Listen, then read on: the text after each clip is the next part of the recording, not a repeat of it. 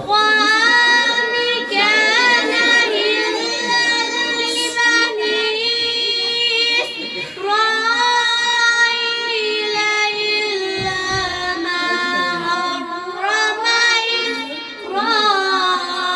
إسرائيل على نفسه إلا ما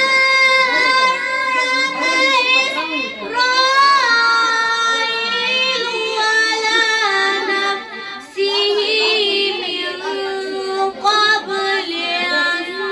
تنزل التوراة قل فأتوا بالتوراة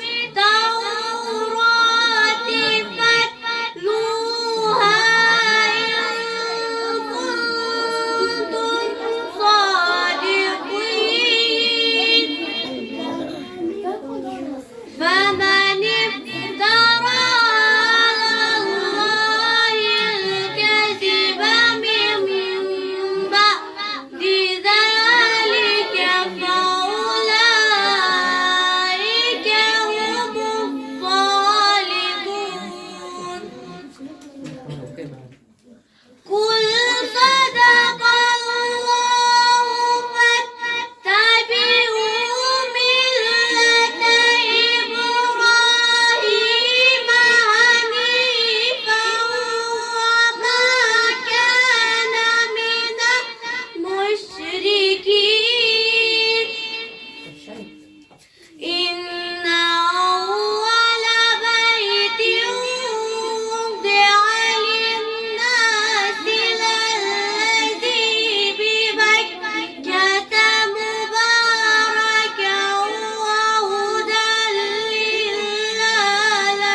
للعالمين فيه آيات بينات مقام إبراهيم ومن دخله كان آمنا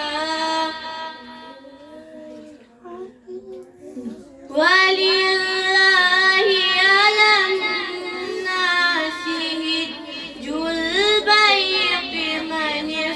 استطاع إليه سبيلا ومن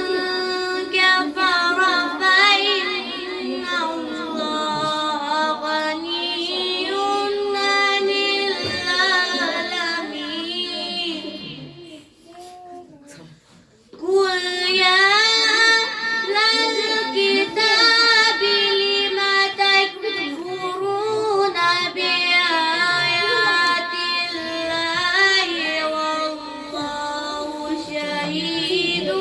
على ما تعملون قل يا أهل الكتاب لم تصدون عن سبيل الله من آمن تبغونها عوجا لم تصدون عن سبيل الله من آمن تبغونها عوجا وأنتم شهداء وما الله بغافل عما